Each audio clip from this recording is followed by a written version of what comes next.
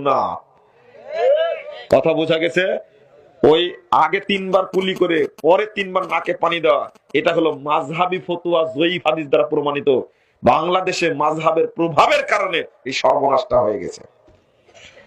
কিন্তু আমার কাছে আরো প্রশ্ন, শরীফবাগ কামেল মাদ্রাসা এত বড় প্রতিষ্ঠান থাকতে এই এলাকায় মুসল্লিদের মধ্যে সালাত সম্পর্কে ভুল থাকবে কেন? আমি শাকের কাছে বলে গেলাম, এটা কেন ভুল থাকবে? সহিহ বুখারী পড়ানো হয়, ইমাম বুখারী অধ্যায় রচনা করেছেন বাবুল মাজমাজাতে ওয়াল ইস্তিনশাকি বিকাফফাতিন ওয়াহিদা। এক চুল্লু পানি দিয়ে নাকে পানি দেওয়া এবং নাক ঝাড়া, মুখে পানি ওযু করা এবং নাক ঝাড়া, নাকে পানি দেওয়া, এক চুল্লু পানি দিয়ে মুখে দেওয়া এবং নাকে দেওয়া মর্মে অধ্যায় রচনা করেছেন ইমাম বুখারী। অর্থাৎ তিনি প্রতিরোধ করতে চেয়েছেন যারা আলাদা আলাদা করে এটা সুন্নাত নয়। 3 বার কুলি করা, নাকে পানি দেওয়া 3 বার করে, এগুলো নাকি মাযহাবী ফতোয়া।